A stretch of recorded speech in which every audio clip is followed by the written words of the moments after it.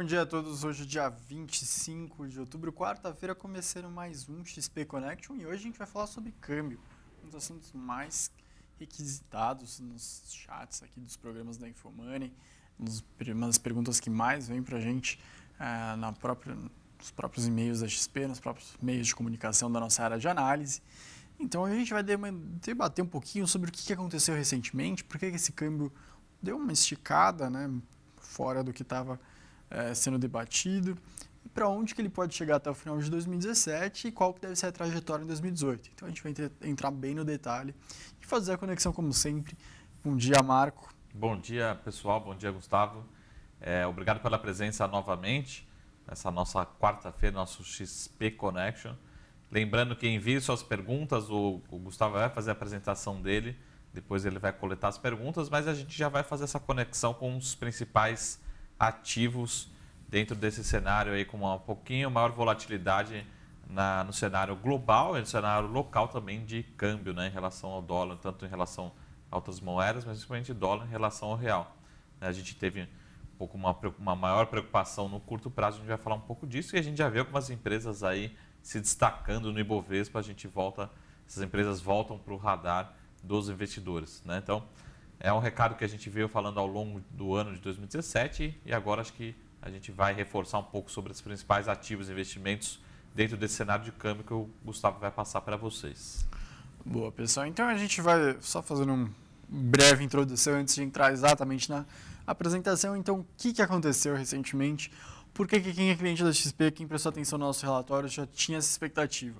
A gente destacou ao longo do final do primeiro semestre que o segundo semestre ia ter duas dinâmicas bem diferentes. No terceiro trimestre, que acabou de acabar, basicamente o real ia ter uma força maior contra o dólar, por conta da agenda interna ter bem mais destaques positivos para acontecerem, enquanto a externa ia ser bem menos promissora. E foi de fato o que aconteceu. O câmbio ficou bem mais namorando o patamar inferior do que a gente tem, que é 3 e 3,30, então foi bem mais próximo de 3 do que próximo de 3,30. E a gente destacava em nossos relatórios que depois do terceiro trimestre, agora em outubro, novembro e dezembro, muito mais provável que ficasse mais depreciado. Por que isso? Muito mais por pontos externos que agora estão mais fortes nesse último trimestre do ano. Então, quem leu o relatório do começo do ano sabia que a China ia fazer tudo o que fosse possível para deixar o país fervendo, né, na melhor maneira possível economicamente para chegar nesse congresso político que acabou ontem, de ontem para hoje. E foi o que aconteceu. A China vai acelerar pela primeira vez desde 2010. Isso foi em partes artificial. E agora começam os questionamentos sobre o que vai acontecer nos próximos 5 anos em termos de política econômica na China. Primeiro, o que a gente tem para falar de primeiros destaques, primeiras sinalizações, primeiras pistas sobre o que vai acontecer na China nos próximos 5 anos?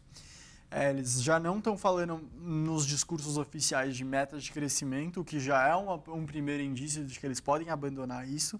Um segundo indício foi que, além do Xi Jinping ter sido renovado para os próximos 5 anos, ele colocou aqueles membros do Politburo que são os 7 principais membros do partido que ajudam a comandar o país com ele, o seu antigo conselheiro econômico, responsável pela economia do país. Então, dando um indício de que, de fato, esse vai ser um dos principais temas agora para os próximos 5 anos. No último mandato do Xi Jinping, combate à corrupção, com mais de 1 milhão de pessoas sendo presas por acusações de corrupção, agora acho que essa desaceleração começa a se encaixar nesse primeiro patamar de foco nos próximos 5 anos da China. O outro ponto fica com os Estados Unidos, obviamente, pensando em dólar, que seria agora essa renovação do Fed em diversas variáveis. Primeiro, a gente tem o Fed agora reduzindo seu balanço, de fato, começou em outubro. Então, eles deixam vencer, agora, por enquanto, 10 bilhões de dólares. Então, eles vão reduzindo o balanço deles, que é trilionário, quase bate um pouquinho acima de 4 trilhões de dólares. Então, eles vão reduzir esse balanço, que eles ampliaram bastante depois da crise. Começou agora. Então, isso já dá uma pressão para o dólar se fortalecer. Segundo ponto é a renovação do Fed em si com o presidente dos Estados Unidos, Donald Trump, indicando que até o dia 3 de outubro ele vai decidir 3 de novembro, vai decidir quem vai entrar no lugar da Janet Yellen.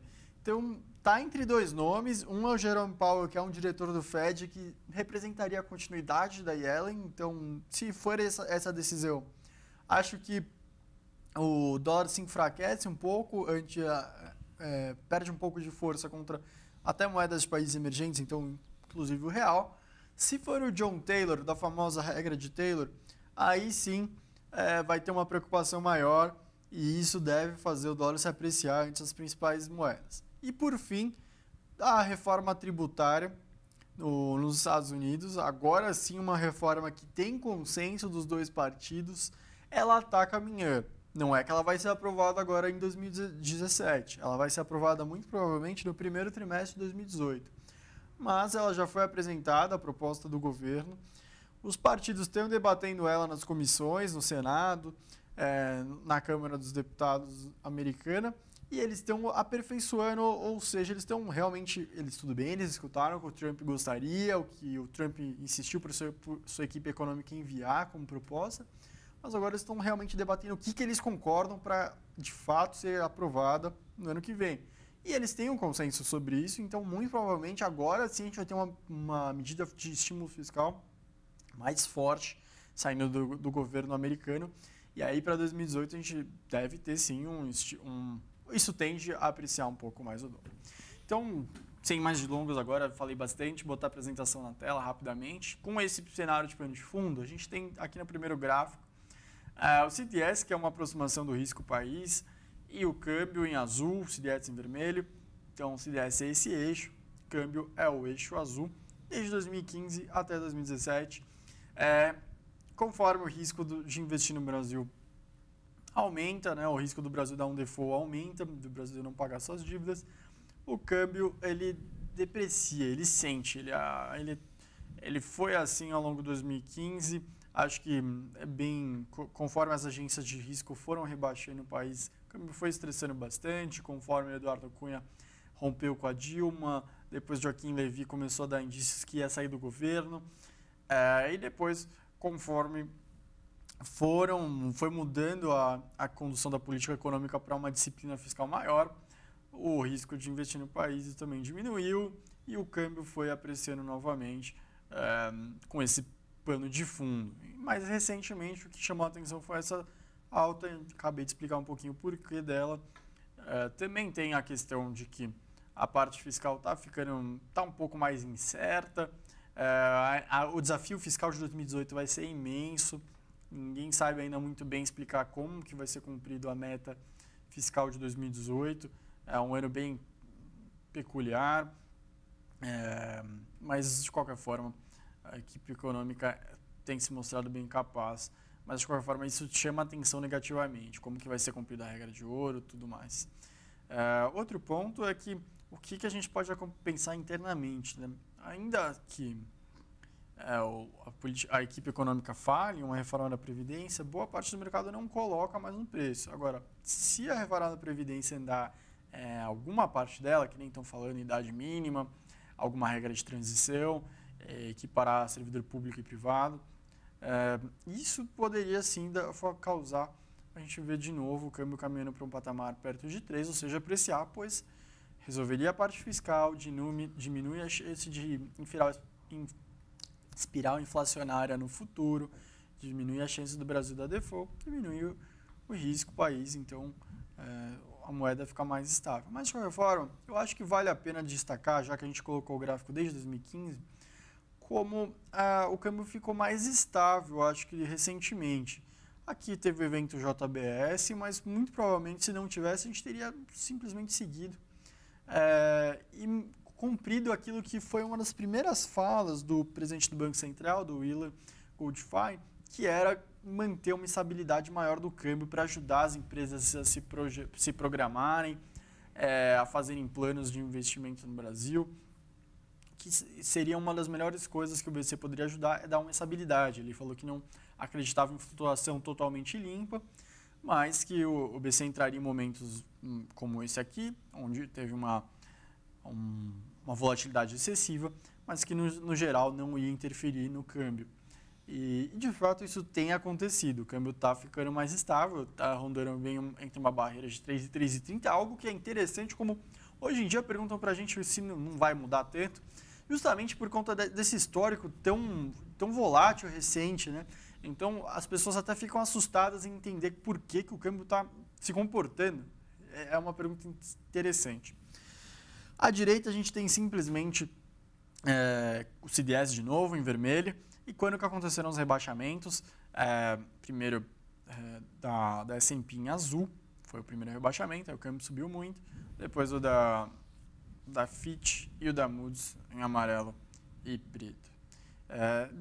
O ponto interessante é que conforme o compromisso com a agenda fiscal ficou mais forte, o risco país foi avançando, mesmo que ainda as medidas fiquem só prometidas, boa parte delas, né? Ainda não tem, boa parte não foi cumprida. E a gente conseguiu, inclusive, levar o CDS para baixo do patamar anterior ao primeiro rebaixamento da S&P.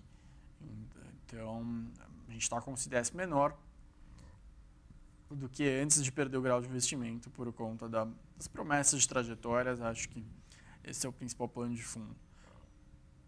Aqui a gente tem uma comparação de 2016 com os outros países, alguns outros países emergentes. Então a gente tem o Chile bem mais comportado, o CDS dele. A gente teve a Rússia que também teve um patamar mais elevado depois de toda a queda mais forte do petróleo. Mas o ponto importante é realmente determinar que o Brasil voltou a caminhar perto de onde deveria, agora simplesmente se comprometendo com o seu risco fiscal. Aqui a gente tem só uma noção de como está lá fora, por que isso pode impactar o Brasil. É a parte como que está, por que a gente ainda insiste que tem bastante dinheiro para vir para o Brasil, mesmo nesse novo cenário dos bancos centrais começando a reduzir os seus balanços e aumentarem as taxas de juros. Porque a gente tem aproximadamente 1/4 do estoque de títulos públicos mundiais pagando juros nominais negativos. Então, a procura por ativos de emergentes está reforçada e isso deve se prolongar. A gente fazendo nosso dever de casa, isso ajuda a esse investimento se voltar para o Brasil. Ainda tem investidor estrangeiro e isso vai prolongar, falando que a parte política ainda assusta, que ainda está esperando uma definição maior se o que aconteceu recentemente foi um acidente ou se foi uma nova trajetória, um novo guia que vai ser implementado para os próximos anos e que isso determinaria se ele vai investir ou não. Então, a gente vê que tem uma oportunidade ainda muito grande. A gente tem taxas de juros de Suíça, Japão, Estados Unidos em amarelo, Alemanha em laranja, Reino Unido em vermelho, e elas realmente muito baixas. De novo aqui, a gente tem, por último, no último gráfico, esse estoque de títulos públicos em dívida negativa, que seria a taxa azul. Para vocês verem o absurdo quanto está. A gente tem 10 trilhões, um pouquinho menos, agora estava em 9 já, pagando juros negativos. Então é muito dinheiro pagando essas taxas muito baixas, que boa parte não, mas a gente tem pensando relativamente, é um montante de dinheiro que pode vir para o Brasil ainda. Tudo bem, a gente perdeu um pouco o timing, isso é real, isso é verdade. Se o Brasil tivesse com a casa mais organizada recente, a gente teria tido um fluxo de dinheiro impressionante vindo para cá. Mas ainda não foi tudo perdido. Acho que a gente ainda tem essa retomada, essa redução de balanço vai ser gradual, tende a ser bem lenta, assim, tende a ser como começou agora com os Estados Unidos. E o Banco Central Europeu, que é a faixa verde, deve fazer essa redução de fato bem mais para frente, 2019 para frente. Eles só vão começar a reduzir a compra de ativos, eles estão fazendo isso. 2018 deve ser só mais um ano assim. Banco do Japão, com o Shinzo Abe saindo vitorioso recentemente na eleição, deve prosseguir também num patamar alto, o balanço por lá. O Banco do Reino Unido não tem uma trajetória muito brusca também. E os Estados Unidos começou a reduzir seu balanço, que é a faixa rosa. Mas, de qualquer forma, isso deve ser algo bem lento, bem gradual, assim como foi para aumentar. Quer dizer, para aumentar foi bem forte, mas deve ser uma trajetória bem lenta para redução, o que ainda, de novo, é um ponto interessante para o Brasil. Então, eu vou tirar agora da tela a apresentação, por favor, passar para o Marco. O Marco, então, vai completar aqui como que as empresas... pedir para tirar da tela, por favor. Então, Marco, como que as empresas se beneficiam com esse cenário agora para frente? Quais setores? Passar para o pessoal aqui, por favor. Bom, essa pergunta, a questão do câmbio, ela vai e vem, né? Então, a gente teve momentos de maior volatilidade, agora de maior estabilidade em relação ao câmbio. E aí, no curto prazo, curtíssimo prazo, a gente vê uma preocupação voltando um pouco em relação ao câmbio no curto prazo no Brasil em relação dólar real, né? Quando a gente está quando fala de câmbio, a gente está especificamente falando de dólar contra real. Se for em algum momento, a gente faz essa especificação. E o que a gente vê também, principalmente as empresas no Brasil, siderurgia, as tradicionais empresas que exportam muito, né? Não só autopeças, também industriais, mas principalmente aquelas empresas de papel e celulose, né, de commodity, Vale como um todo, devem ser as maiores beneficiadas. E lembrando também que a gente está na temporada de balanços, né? A gente teve já a divulgação da Fibra, né, os resultados da Fibra ontem, e não poderia ser diferente, né? Uma combinação aí de crescimento de volumes, crescimento de preços em dólar e também possivelmente uma desvalorização do real, mesmo que seja pequena pontualmente, mas uma valorização do dólar em relação a todas as moedas, ou que permaneça nesse atual patamar, é uma combinação de três fatores aí, entre aspas, explosivos para as ações continuarem performando muito bem, né?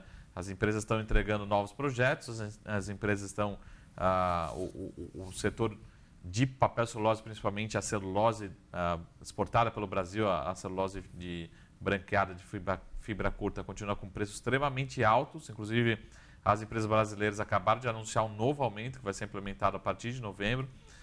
E a empresa sinalizou no call de resultados, aí na teleconferência, que espera que os preços permaneçam em patamares altos ao longo do começo de 2018 ou até que a gente possa ter novos aumentos de preços aí sendo anunciados no começo de 2018, né?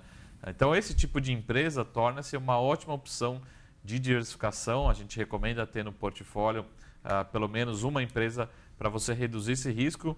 E sempre quando tem momentos de maior volatilidade no câmbio, agora no curto prazo a gente está vendo um pouco disso, essas empresas, as ações têm vindo muito bem ao longo de 2017, mas esses dias, como foi particularmente o dia de ontem, as ações da Fibra se valorizando muito fortemente por conta de resultados operacionais muito fortes, né? E aí o câmbio também contribuindo no curto prazo. Lembrando que no caso da Fibra, basicamente quase, aí exagerando um pouco, mas quase 100% das receitas dessa companhia são dolarizadas, são voltadas para exportação. É muito pouco o percentual de vendas da Fibra que fica no país. Muito próximo de 100% é voltado para exportação. Então a gente está falando que é uma empresa com 100% das receitas atreladas à variação do dólar. Ao mesmo tempo, por que essa empresa se beneficia muito, né? Ao contrário de outras empresas que o mercado confunde um pouco, por exemplo, a Embraer, né? A Embraer ela tem receitas em dólar, sim, todos os jatos, todas as aeronaves são vendidas em dólar, mas grande parte dos custos da Embraer também são dolarizados, né? Então ela não tem tanta essa diferença. No caso da Fibra, praticamente 100% são dolarizadas as receitas, só que a maior parte dos custos da companhia são em reais, né? São os custos de madeira, custo de produção, né? Mão de obra. Então a gente fala que grande parte dos custos, a maior parte dos custos da Fibra principalmente, da Suzano e da Klabin também, são em reais. Então, quando a gente tem uma variação do dólar para cima, uma desvalorização do real, essa empresa gera muito caixa, gera muita rentabilidade e as ações se valorizam muito forte rapidamente, né? Então, essas são as principais empresas que devem ser beneficiadas e a gente recomenda ter uma exposição, mesmo que seja pequena, mas funcionando como uma proteção aí para as carteiras, né? Tem outras empresas que são beneficiadas, que acabam exportando grande parte das receitas, por exemplo, o caso das autopeças como Tupi, Marco Polo, Iochpe Maxion, são empresas que são beneficiadas por quê? Porque elas exportam muito e também têm plantas no exterior. Então, grande parte da receita delas também vem do exterior, dependendo da empresa, cerca de 2/3 das receitas dessas empresas também são dolarizadas. Essas empresas de autopeças aí listadas na bolsa, mas são empresas com um pouco menor de liquidez, né? Então a gente tem uma gama muito grande de empresas que são dolarizadas. Lembrando também que outro grande destaque são as empresas, principalmente a Vale, né, de mineração, que aí sim 100% da empresa também é dolarizada, preços em dólar, e os resultados ainda não saíram, os resultados devem vir muito fortes, aí sendo também uma opção de diversificação dentro desse cenário de maior volatilidade do câmbio, né, tendo em vista aí o curto prazo.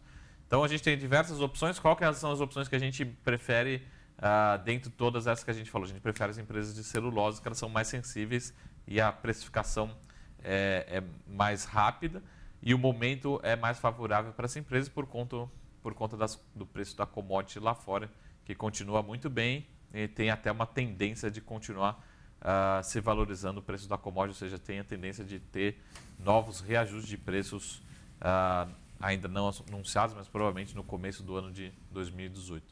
Tá bom, pessoal? Então, essas são as principais ações. Se tiver alguma dúvida em relação a esses ativos ou outros que a gente não comentou, mandem aqui pelo chat, que agora a gente vai responder as perguntas que vierem aqui pelo chat ao vivo para vocês. Boa, Marco. Então, começando aqui as perguntas, a gente vai falar um pouquinho. Tem perguntas já sobre os resultados que estão começando a sair, algumas sobre as nossas expectativas sobre resultados.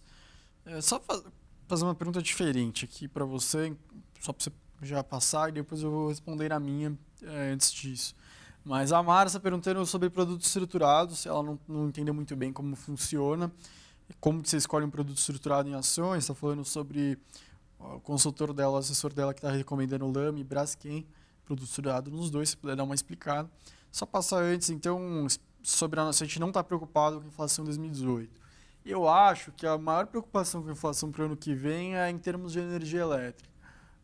Deve ter um reajuste bem alto. Quem está acompanhando o noticiário está vendo, a Enel já mexendo na faixa de preços. Para o ano que vem deve ser uma alta bem forte, mais 7%. Tudo bem que meteorologista erra bastante, a economista erra também. Mas a previsão é de que realmente tenha problema nas chuvas. Para o ano que vem, isso deve refletir com uma inflação alta de energia elétrica. Mas, por enquanto, a gente está vendo a expectativa não é alta ainda para o ano que vem de inflação. Nossa expectativa da casa é de 4% para o IPCA ano que vem, abaixo da meta novamente. Algumas casas estão com menos, outras com mais, mas acho que vai tender por aí. A gente vai ter um benefício maior da inércia, algo que assim, sempre a gente começava ano, era sempre a inércia inflacionária atrapalha, tudo mais. Ano que vem acho que vai ser o contrário, acho que vai ser positivo. A gente deve fechar esse ano com IGPM negativo, assim, deve ajudar. Outro ponto é que, tudo bem, vai ter esse negócio das chuvas para energia, mas também falam em Laninha contribuindo para o ano que vem, ainda não está muito certo. Preços de alimentos vão voltar agora simplesmente porque é a época do ano que realmente que puxa um pouquinho mais para cima, mas ainda estão bem controlados. Não parece, pelo que a gente fala com o pessoal de agrícola, que vai ter algum tipo de choque interno nas safras que puxaria preço de alimentos para cima. Muito pelo contrário. O que poderia vir de choque em preço de alimentos seria externo e não parece que vem também. Então, tudo indica que a gente vai ter mais um ano com inflação bem controlada, bem tranquila.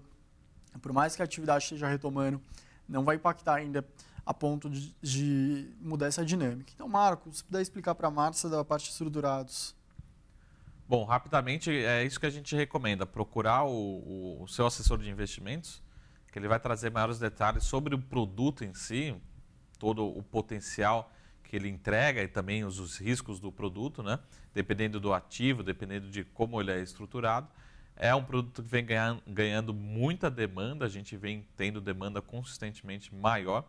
E é um produto bacana que a gente consegue acessar outros mercados que a gente não conseguiria de uma forma simples. Ali com os valores relativamente reduzidos, a gente consegue ter produtos alocados em ativos da Europa, né? Ativos americanos, via aqui produtos estruturados via os COIs, né? A gente sempre tenta validar as operações aqui no departamento de análise, né? Em cima principalmente das recomendações dos ativos que fazem parte dos COIs. Tá? Então, ou seja, quando a gente fala de uma lojas americanas, a gente já comentou aqui, e para quem é cliente da XP, a gente tem um relatório, uma recomendação para lojas americanas, e a gente também, inclusive, particularmente lojas americanas, faz parte da nossa carteira recomendada. Braskem é outro ativo que a gente gosta muito, que a gente tem recomendação, faz parte de nossa carteira recomendada. Então, a gente sempre procura validar essas operações para que seja o melhor ativo para compor, os melhores ativos para compor esse produto estruturado para os clientes. Então, a gente tem essa validação feita aí pelo departamento de análise em termos de recomendação dos ativos que podem fazer parte de um COI aqui proposto por um outro departamento que sempre nos consulta em relação aos ativos, às nossas recomendações. Tá? Mas é um produto bem bacana, que tem suas particularidades, a gente recomenda, de novo, procurar seu assessor, mas é uma maneira bem legal de conseguir acessar produtos diferentes, ativos diferentes. A gente consegue acessar ativos de consumo na Europa, por exemplo, que a gente dificilmente conseguiria com um ticket médio muito reduzido. A gente consegue ter toda essa plataforma de diversificação aí de risco de produtos, e é um produto que tem acontecido, a demanda tem crescido consistentemente, e os produtos a gente tem conseguido diversificar muito o risco, principalmente do investimento, né? Com produtos americanos, produtos europeus, produtos brasileiros, os quais têm conseguido diversificar bem em termos de alocação aí do portfólio e a diversificação dos produtos de COI. Tá? Então, mas de novo, procure seu assessor, não deixe de tirar todas as dúvidas com ele, que ele tem todas as informações sobre as oportunidades e riscos e características desse produto. Boa, Marco. Então, passando agora, tem duas perguntas, Samuel, e de mais uma pessoa sobre os Minas. E o Júlio perguntou sobre a sinalização do BC hoje no comunicado, se seria de 0,75 para dezembro. Então, a gente vai ter no dia 6 de dezembro a última reunião desse ano do Copom. Acho que o BC vai manter o comunicado bem próximo do que está agora, porque ele deixa aberto para tentar continuar reduzindo, que é o que o William falou recentemente na CAI, no Senado, mas também abriria para, se eles quiserem manter em 0,75. Mas, por enquanto, a expectativa é de 0,5. Se eles mudarem, obviamente, o comunicado para algo mais firme, acho que eles estão vendo mais preocupação com a atividade, aí você pode interpretar como um 0,75 em dezembro. Então, Marco, Uzi Minas, duas perguntas aqui sobre isso.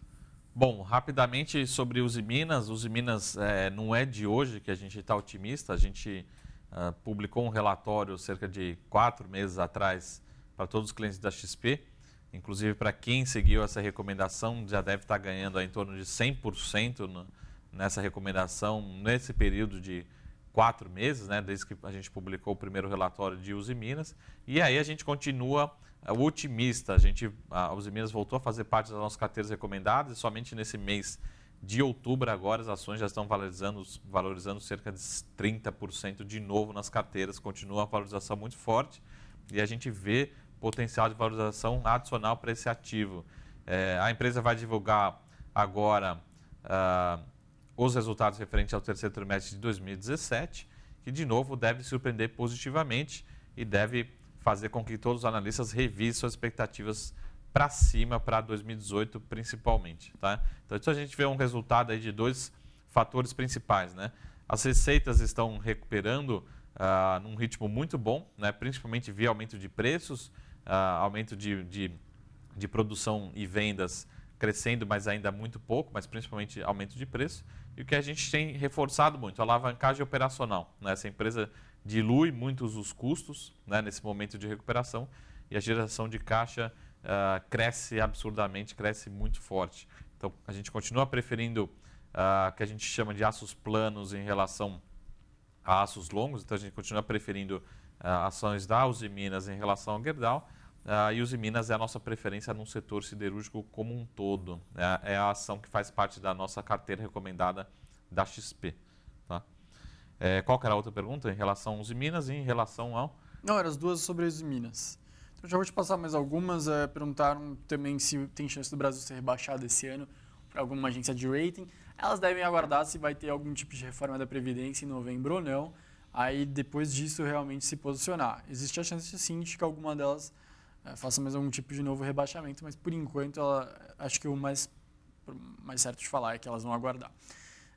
Perguntaram para a gente dos balanços que saíram hoje, que saíram de Vivo, de Lojas Renner, se você quiser comentar algum deles, e nossa expectativa também para os de amanhã, com Suzano, Santander, Raia.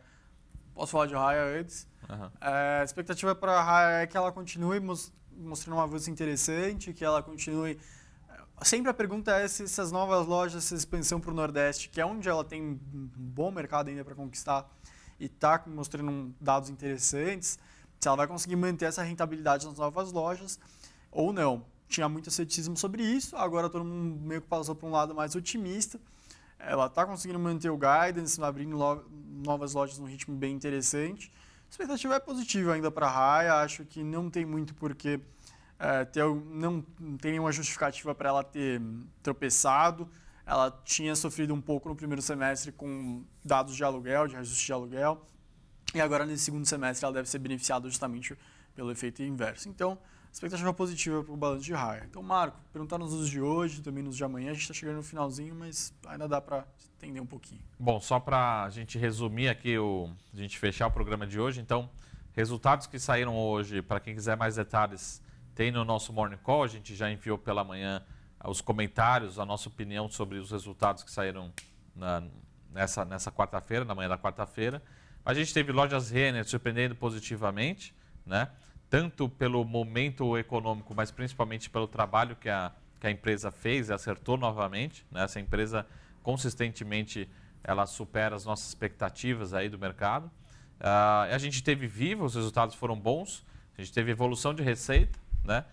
Nada excepcional, mas evolução de receita nesse mercado é sempre um indicador positivo, ganho de market share e também expansão de rentabilidade, ou seja, a empresa tem conseguido controlar muito bem os custos, continua sendo a nossa melhor opção no setor de telecom e principalmente para quem quer dividendos. A projeção para dividendo para o ano que vem gira em torno de 6% de rentabilidade sobre dividendos, olhando para a cotação de fechamento de ontem, né? A expectativa de dividend yield para 2018 é um pouco abaixo de 6%. Então, os resultados, de uma forma geral, têm vindo bons. VEG também saíram os resultados. VEG também, a leitura é positiva. Não veio nenhum grande indicador opcional. A empresa é muito consistente. Importante que a margem continue num patamar muito saudável, acima de 16%, margem EBITDA, e mostrando que a gente deve ter um quarto trimestre, mais um ano 2018, de recuperação do setor de investimentos. E lá fora também os indicadores têm vindo bastante positivos. E a grande expectativa de resultados para os próximos que vão vir, né?